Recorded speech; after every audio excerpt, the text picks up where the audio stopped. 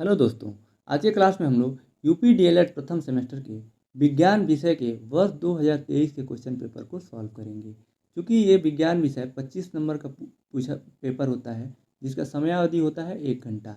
प्रथम सेमेस्टर में 3 सब्जेक्ट जो होंगे, बाल विकास, शैक्षिक प्रबंधन और सामाजिक अध्ययन, 3 विषय जो होंगे 50-50 नंबर के होंगे, जो 2-2 घंटे के पेपर होते हैं। बाकी जो 5 सब्जेक्ट होते हैं वो 1-1 घंटे के पेपर होते हैं।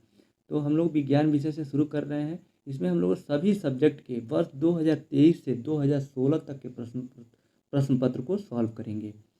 अगर आप लोगों ने जो बुक भी नहीं पढ़ा है और कोई सीरीज़ भी नहीं सॉल्व किया है, नहीं पढ़ा है, तो आप केवल 2023 से 2016 तक के प्रश्न पत्र को हल कर लेते हैं तो आप बहुत अच्छा अंक पाएंगे। तो आइए आज का क्लास शुरू करते हैं।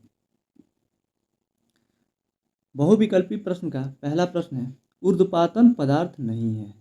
ऑप्शन ए है नौसादर, ब है नमक, स है आयोडीन और यानी सी, डी है कपूर।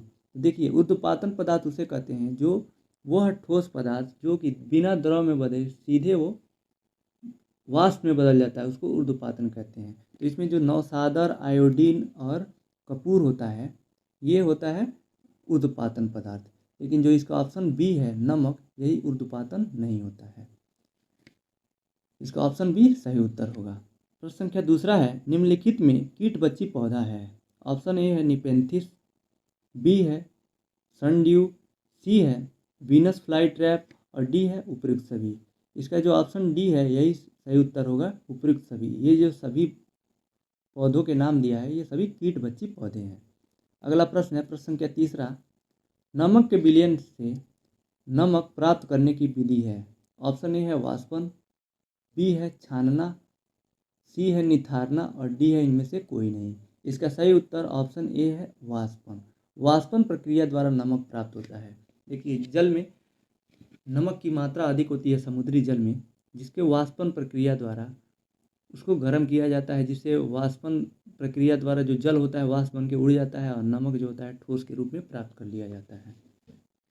प्रश्न संख्या चौथा है, द्रव्यमान का मानक मात्रक है। ऑप्शन ए है क्विंटल, बी है किलोग्राम, सी है ग्राम और डी है टन। इसका सही उत्तर बी है किलोग्राम। चूँकि यहाँ मानक मात्रा पूछा है, स्टैंडर्ड मात्रक जो होता है वो किलोग्राम ही होता है। बाकी सभी भी द्रव्यमान के मात्रक हैं, लेकिन जो मानक मात्रा है वो किलोग्राम है। इसलिए इसका ऑप्शन बी सही उत्तर होगा। प्रश्न संख्या 5 है, प्रकाश संश्लेषण में उत्पन्न होने वाली ऑक्सीजन निकलती है। तो आप ऑक्सीजन देखिए जल में भी होती है और कार्बन डाइऑक्साइड में भी ऑक्सीजन होती है, CO2, और शर्करा में C6H12O6, इसमें भी ऑक्सीजन होता है, और पर्णहरित में तो नहीं होता है, लेकिन इन तीनों में होता है। लेकिन जो प्रकाश संश्लेषण में ऑक्सीजन निकलती है वो किससे निकलती है, ये प्रश्न है। तो ये जो प्रकाश संश्लेषण में ऑक्सीजन निकलती है वो जल से निकलती है। इसका ऑप्शन ए सही उत्तर है। तो देखिए, इसमें जो 25 नंबर का जो भी पेपर होगा आपके फर्स्ट सेमेस्टर में, उसमें 5 बहुविकल्पी प्रश्न पूछे जाएंगे, अति लघु उत्तरीय पूछे जाएंगे 6 और 7 लघु उत्तरीय प्रश्न पूछे जाएंगे। तो आइए लघु उत्तरीय प्रश्नों को पढ़ते हैं। प्रश्न संख्या 6 से पहला प्रश्न है अति लघु उत्तरीय का, रेन वाटर हार्वेस्टिंग से आप क्या समझते हैं। उत्तर, रेन वाटर हार्वेस्टिंग हेडिंग लिखेंगे। वर्षा जल सतही प्रवाह के रूप में बहकर व्यर्थ हो जाने से पहले सतह पर, सतह से ऊपर, सतह के नीचे या उप सतह यानी जल वृंत में एकत्रित या संचित किए जाने की तकनीक को वर्षा जल संचयन, रेन वाटर हार्वेस्टिंग कहते हैं। इसके लिए विभिन्न तकनीकी विधियों को सतत एवं गंभीरतापूर्वक अपना भूजल भंडारण में पर्याप्त बढ़ोतरी की जा सकती है। देखिए, रेन वाटर हार्वेस्टिंग का मतलब होता है कि वर्षा के जल को इकट्ठा करके और उसको डेली यूज़ में प्रयोग करना। जैसे कि ऊपर घरों पे खुली टंकी बना दी जाती है, वर्षा का पानी उसमें इकट्ठा होता है और उसको पाइप के माध्यम से कपड़े धोने और बर्तन धोने में और नहाने में और घर की साफ़ सफाई करने में उसका प्रयोग किया जाता है। टॉयलेट में उस पानी का प्रयोग किया जाता है। यही है रेन वाटर हार्वेस्टिंग। अगला प्रश्न है प्रश्न संख्या 7, गति का तृतीय नियम क्या है, उदाहरण के साथ समझाइए। उत्तर, गति का तृतीय नियम, प्रत्येक क्रिया की सदैव समान एवं विपरीत दिशा में प्रतिक्रिया होती है, अतः पहली वस्तु द्वारा दूसरी वस्तु पर लगाया गया बल दूसरी वस्तु पर पहली वस्तु पर लगाए गए बल के बराबर ही विपरीत दिशा में होता है। उदाहरण के लिए पहला है, पृथ्वी पर पड़ी गेंद जितने बल के द्वारा पृथ्वी को दबाती है, पृथ्वी उसे उतने ही बल के द्वारा ऊपर की ओर उछालती है। दूसरा है, पानी पर तैरते समय मनुष्य पानी की पीछे की ओर ढकेलता है, उस प्रतिक्रिया के कारण ही वह आगे की ओर जाने लगता है। देखिए, जो तृतीय नियम होता है गति न्यूटन का यानी गति का, तृतीय नियम होता है कि प्रत्येक क्रिया के बराबर विपरीत दिशा में प्रतिक्रिया होती है। कि जैसे कि जब हम दीवार पे गेंद मारते हैं तो उतना ही तेज़ी से वो वापस की तरफ वापस आता है, या नदी में छोटे नाव के ऊपर से जब हम बाहर की तरफ तट के ऊपर कूदते हैं तो नाव भी पीछे की तरफ उतनी तेज़ी से जाती है। इसी को गति का तृतीय नियम कहते हैं। अगला प्रश्न है प्रश्न संख्या 8वां, पदार्थ की कौन सी अवस्था है जिसमें पदार्थ का आयतन तो निश्चित होता है परंतु आकृति अनिश्चित होता है? ये द्रव अवस्था है। इसमें देखिए उत्तर दिया हुआ है, द्रव अवस्था पदार्थ की वह अवस्था है जिसमें पदार्थ का आयतन तो निश्चित होता है परंतु आकार निश्चित नहीं होता है। यह जिस आकार के पात्र में रखा जाता है वह उसी का आकार धारण कर लेता है। इसका अर्थ हुआ कि उसका आयतन निश्चित होगा कि 1 लीटर और जो पानी होगा तो वो 1 लीटर ही रहेगा, लेकिन आप जिसमें भी रखेंगे उसका वो रूप धारण कर लेगा, उसका आकार धारण कर लेगा, जिससे कि पता चलता है कि उसका आयतन निश्चित है लेकिन आकार अनिश्चित है। ये द्रव का गुण है। प्रश्न संख्या 9 है, दोलन गति किसे कहते हैं? उदाहरण सहित समझाइए। उत्तर हेडिंग लिखेंगे दोलन गति। यदि कोई भी पिंड किसी निश्चित बिंदु पर एक निश्चित पथ के सापेक्ष इधर उधर गति करता है तो इस प्रकार की गति को कंपन गति या दोलन गति कहते हैं। उदाहरण के रूप में पहला है सरल लोलक का दोलन, दूसरा है संगीत वाद्य यंत्रों के कंपन तार दोलन गति का एक यांत्रिक उदाहरण है। जैसे देखिए, ये माध्य स्थिति होगा, सरल लोलक जो होता है वो एक माध्य स्थिति के इधर उधर ऐसे गति करता है, इसी को दोलन गति कहते हैं। अगला प्रश्न है प्रश्न संख्या 10वां, यौगिक किसे कहते हैं? उत्तर यौगिक वह पदार्थ जो 2 या 2 से अधिक तत्वों के स्थिर अनुपात में रासायनिक तौर पर संयोजन से बनते हैं उसे यौगिक कहते हैं। उदाहरण जैसे जल होता है H2O, इसमें हाइड्रोजन और ऑक्सीजन का अनुपात 2:1 में मिलाकर जल यौगिक बनता है। देखिए, जो यौगिक होता है वो निश्चित अनुपात में मिला रहता है, उसको यौगिक कहते हैं। जब 2 या 2 से अधिक चीज़ें बिना किसी अनुपात में रेंडमली ऐसे ही मिली होती हैं उसको मिश्रण कहते हैं। यौगिक और मिश्रण में अंतर भी पूछता है। प्रश्न संख्या 11 है,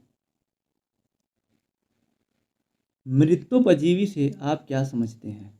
उत्तर वे जीव जो मृत कार्बनिक पदार्थों से पोषण प्राप्त करते हैं उन्हें मृतोपजीवी कहते हैं। उदाहरण मशरूम।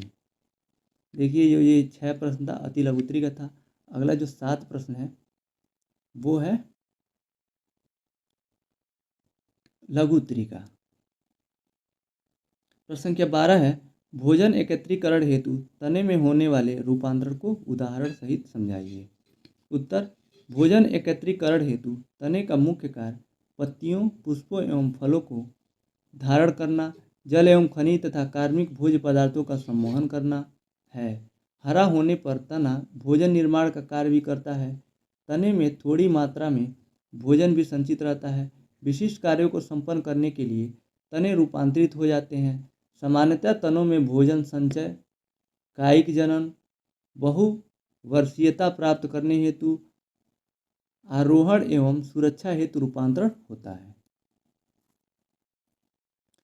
भोजन संग्रहण के लिए मूसला जड़ों में रूपांतरण किस किस रूप में होता है? पहला है तर्क रूप, दूसरा है कुंभी रूप, तीसरा है शंकु रूप और चौथा है कंदिल। ये 4 प्रकार से मूसला जड़ों में रूपांतरण होता है, उसमें भोजन का संग्रहण होता है। अब देखते हैं इसको, चूँकि लघुत्तरी प्रश्न का है इसका आपको आंसर 60 वर्डों में देना रहता है, कम से कम 60 शब्दों में लिखना रहता है, तो इसमें थोड़ा सा आपको लिखना पड़ेगा चूँकि ये लघुत्तरी प्रश्न है। लघुत्तरी का प्रश्न है, पहला है तर्क रूप। इसमें प्राथमिक जड़ का ऊपरी भाग पतला, बीच का मोटा तथा नीचे का भाग पुनः पतला होता है, जैसे कि मूली। दूसरा है शंक्वाकार। शंक्वाकार। इस रूपांतरण में प्राथमिक जड़ का ऊपरी भाग मोटा और नीचे की ओर यह धीरे धीरे पतला होकर शंकु का रूप बना लेता है, जैसे कि गाजर। ये दूसरा रूपांतरण हो गया। तीसरा जो है कुंभी रूप। इसमें जड़ का ऊपरी भाग मोटा, मांसल और बहुत अधिक फूला हुआ होता है, जबकि निचला सिरा एकाएक पतला होता जाता है, जैसे कि शलजम, चुकंदर आदि। चौथा है कंदील। मिराबिलिस में मूसला जड़ अनियमित आकार की होती है, उन्हें ट्यूबर कहते हैं, यानी कंदील कहते हैं। अगला प्रश्न है प्रश्न संख्या 13। बल से क्या अभिप्राय है?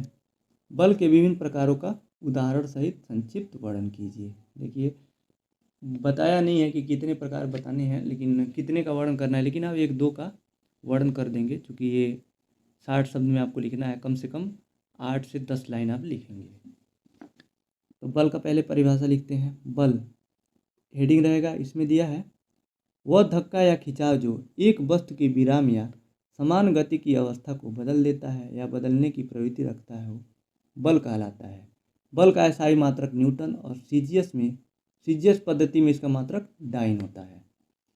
एक और परिभाषा आप लिख सकते हैं। बल वह भौतिक कारक है जो किसी वस्तु की विराम की अवस्था में या गति की अवस्था में परिवर्तन करता है या परिवर्तन करने का प्रयास करता है, इसी को बल कहते हैं। बलों के प्रकार। पहला है पेशी बल। यह बल मांसपेशियों की क्रिया के कारण उत्पन्न बल होता है। दूसरा जो है बल घर्षण बल है।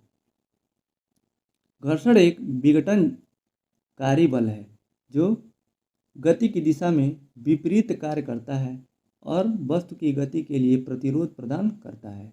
यह सतह के संपर्क का परिणाम है। तीसरा है सामान्य बल। यह एक बल है जो सतहों के बीच संपर्क का परिणाम है।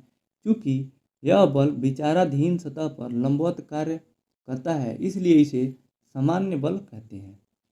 उदाहरण स्प्रिंग बल, वायु प्रतिरोध बल और तनाव बल।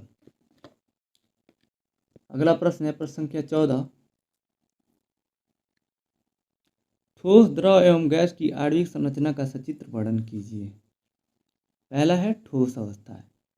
ऐसे पदार्थ जिनका आयतन तथा आकृति निश्चित होती है उनको ठोस पदार्थ कहते हैं, जैसे लोहा, तांबा, पत्थर, बर्फ आदि। और जो ठोस में होती है अणुएं काफ़ी पास पास होती हैं। देखिए यहाँ पे फिगर बनाया हुआ है। कोई भी ठोस दिखता है ऐसे है, लेकिन जो उनमें अणुओं की संख्या होती है ऐसे ही होती है, बिल्कुल पास पास रहते हैं। और द्रव है उससे थोड़ा दूर है, और गैस में तो बहुत ही दूर दूर है। देखिए, तो देखते हैं द्रव पदार्थ। दूसरा हेडिंग लिखेंगे द्रव। वे पदार्थ जिनका आयतन निश्चित होता है लेकिन आकार अनिश्चित होता है, उन पदार्थों को द्रव पदार्थ कहा जाता है। इन पदार्थों को जिस आकार के बर्तन में रखा जाता है वह उसी का आकार ग्रहण कर लेते हैं। इनका आयतन नहीं बदलता है, जैसे जल, तेल, दूध, पारा आदि। द्रव पदार्थ वैसे होते हैं जिनका आयतन निश्चित होता है, यानी और 1 लीटर आप पानी लेते हैं या दूध लेते हैं तो वो 1 लीटर ही रहेगा, चाहे कितने भी बर्तनों में रखें, किस भी पॉट में रखें आप, लेकिन उसका आकार अनिश्चित होता है। जिसमें रखेंगे उसका वो स्वरूप धारण कर लेगा। अगला है गैस। वे पदार्थ जिनके आयतन एवं आकार दोनों अनिश्चित होते हैं, उन पदार्थों को गैसीय अवस्था कहा जाता है। ये जिन बर्तन में रखे जाते हैं उन्हीं का आयतन एवं आकृति ग्रहण कर लेते हैं, जैसे नाइट्रोजन, हाइड्रोजन आदि। ये देखिए यहाँ दिया हुआ है। इसमें ठोस है, इसके अणु काफ़ी पास पास हैं। इसमें जो अंतरा आणविक आकर्षण बल होता है बहुत ज़्यादा होता है, जिसके कारण ये स्थिर रहते हैं। और द्रव है, इसमें जो अणुओं की जो स्थान होता है थोड़ा दूर दूर होता है ठोस की अपेक्षा, और गैस में तो बहुत ही दूर दूर होते हैं। इसमें नगण्य होता है अंतरा आणविक आकर्षण बल, लेकिन होता है, ज़रूर होता है उसमें आकर्षण बल। अगर जो आकर्षण बल गैस में नहीं होता तो वो गैस से द्रव में नहीं बदलता। अगला प्रश्न है प्रश्न संख्या 15। बेलन की लंबाई तथा वृत्त के व्यास का मापन किस यंत्र से किया जा सकता है? उसका नाम बताते हुए उस यंत्र का अल्पतमांक लिखिए। उत्तर, बेलन की लंबाई वर्नियर कैलिपर से मापी जाती है और वृत्त के व्यास के लिए वर्णिका का उपयोग किया जाता है। अल्पतमांक वह लघुत्तम मान है जिससे कोई यंत्र सही माप सकता है। वह न्यूनतम मान जिसे यंत्र द्वारा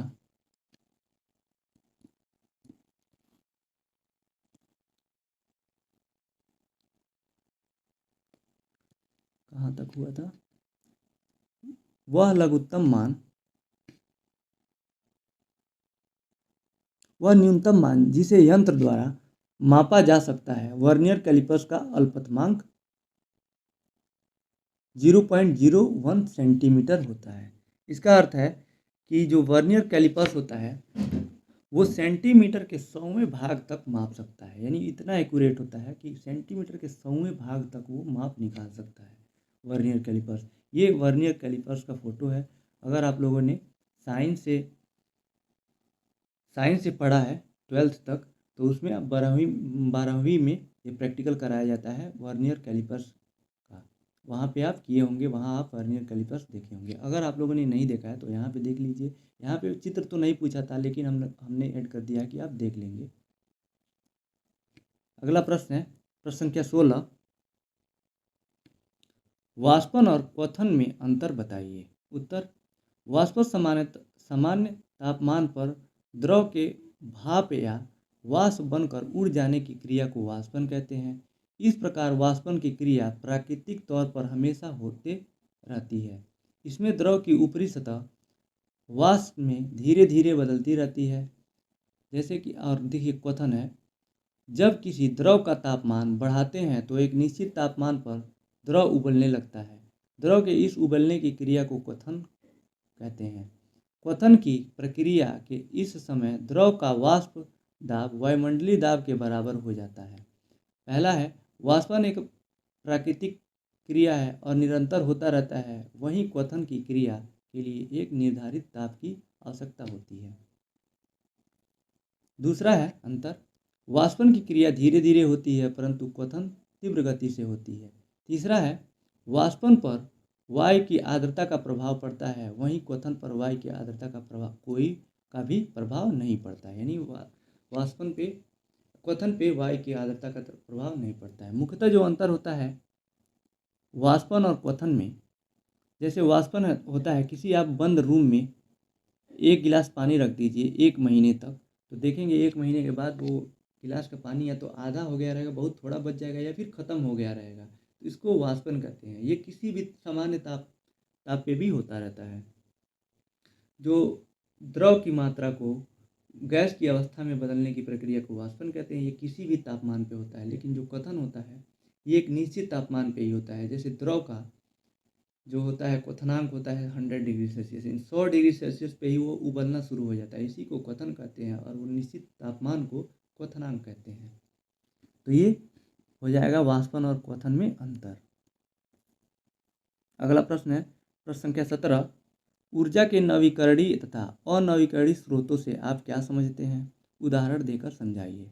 उत्तर, नवीकरणीय ऊर्जा संसाधन वे संसाधन जो एक बार लगातार उपयोग होने पर पुनः स्वतः उत्पन्न हो जाते हैं। नवीकरणीय ऊर्जा संसाधन रीन्यूएबल एनर्जी रिसोर्स कहलाते हैं। वायु, सौर ऊर्जा, जल और वन नवीकरणीय संसाधन हैं। अनवीकरणीय ऊर्जा संसाधन वे संसाधन जो एक बार समाप्त हो जाने पर पुनः जल्दी उत्पन्न नहीं होते। अनवीकरणीय ऊर्जा संसाधन नॉन रिन्यूएबल एनर्जी रिसोर्सेस कहलाते हैं। यानी जो ऊर्जा भविष्य में समाप्त हो जाएगी उसको अनवीकरणीय ऊर्जा कहेंगे, और ऊर्जा स्रोत कहेंगे या फिर ऊर्जा कहेंगे। अगर जो ऊर्जा भविष्य में समाप्त होने की संभावना है या वो समाप्त हो जाएगी उसको अनवीकरणीय, जो नहीं समाप्त होगी उसको नवीकरणीय ऊर्जा स्रोत कहते हैं। जैसे सूर्य का प्रकाश हो, ये समाप्त होने वाला नहीं है, तो ये नवीकरणीय संसाधन है। मिट्टी है, जल है, ये सभी समाप्त होने वाले नहीं हैं, ये नवीकरणीय संसाधन है। अगला प्रश्न है प्रश्न संख्या 18, जो कि इस प्रश्न पत्र का अंतिम प्रश्न है। पोषण के आधार पर पादप और जंतु में अंतर बताइए, समझाइए। उत्तर, पहले आप हेडिंग लिखेंगे जंतु। जंतु में पहला है, जंतु एक प्रकार से एक स्थान से दूसरे स्थान तक भ्रमण करते हैं। दूसरा, यह पौधे तथा जंतुओं में अपना भोजन प्राप्त करते हैं। यह पौधे तथा जंतुओं से अपना भोजन प्राप्त करते हैं। तीसरा, इनकी वृद्धि कुछ विशेष आयु के पश्चात रुक जाती है, यानी जंतु की। चौथा है, इसमें पर्णहरित नहीं होता है।